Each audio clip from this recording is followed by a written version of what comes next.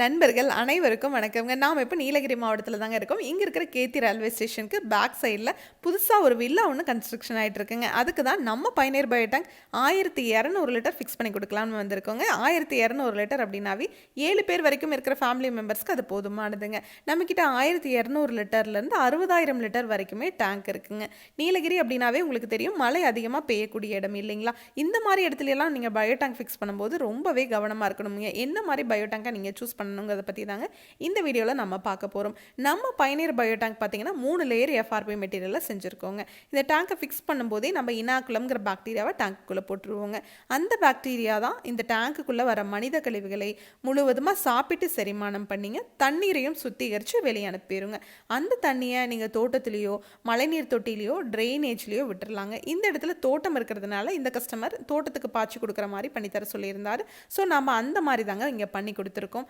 இந்த பாக்டீரியா உள்ளேயே இனப்பெருக்கம் ஆகிக்கிற மாதிரி தாங்க நம்ம டேங்கையும் செஞ்சுருக்கோங்க. அதாவது இந்த எஃப்ஆர்பி டேங்க் மேலே நாம் இம்போர்ட் பண்ணுற ஃபேப்ரிக்கை ஒரு 4 நாள் கோட்டிங் கொடுப்போங்க. இது மூலிமா என்ன ஆகும்னா டேங்க்குள்ளே ஒரு விதமான வெப்பநிலை எப்போதுமே இருக்குங்க. அப்போ பாக்டீரியா உள்ளேயே இனப்பெருக்கம் பண்ணிக்கிற மாதிரி ஃபெசிலிட்டியும் வந்துடும் இல்லைங்களா?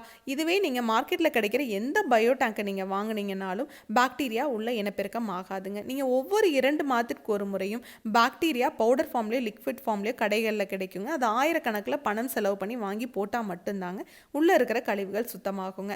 ஆனால் நம்ம பயனியர் பயோடேங்கை பொறுத்த வரைக்கும் பாக்டீரியா ஒரு டைம் போட்டால் நீங்கள் வாழ்நாள் முழுவதும் பாக்டீரியாவே போட தேவையில்லைங்க.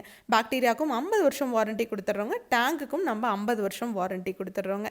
இந்த டேங்கை ஃபிக்ஸ் பண்ணுறதுக்குங்க ஜஸ்ட் குழியை எடுத்துங்க எம்சாண்டை கொட்டி அப்படியே டேங்கை உள்ளே இறக்கிற வேண்டியதாங்க. இதுக்காக எந்த ஒரு கன்ஸ்ட்ரக்ஷன் ஒர்க்கும் நீங்கள் பண்ண தேவையில்லைங்க. அதே மாதிரி இந்த டேங்கை ஃபிக்ஸ் பண்ணுறதுக்கு இடம் குறைவாக இருந்தாவே போதுங்க. மாடிப்படிக்கு கீழேயோ இல்லை உங்கள் கார் பார்க்கிங்லேயோ இல்லை பாத்ரூம் டாய்லெட் நீங்கள் கன்ஸ்ட்ரக்ஷன் பண்ணுறதுக்கு முன்னாடியோ இந்த டேங்கை ஃபிக்ஸ் பண்ணிவிட்டு அதுக்கு மேலே கூட நீங்கள் பாத்ரூம் டாய்லெட்ஸ் கன்ஸ்ட்ரக்ஷன் பண்ணலாங்க. உங்களுக்கு அதை விடவே இடம் குறைவாக இருக்குது அப்படின்னு சொன்னீங்கன்னா நாங்கள் கஸ்டமைஸ்டாக கூட டேங்கை செஞ்சு கொடுக்குறோங்க. அதாவது நீளத்தை குறைக்கணும்னா நீளத்தை குறைச்சுங்க, அகலத்தை குறைக்கணும்னா அகலத்தை குறைச்சி நம்ம டேங்கை செஞ்சு கொடுப்போங்க.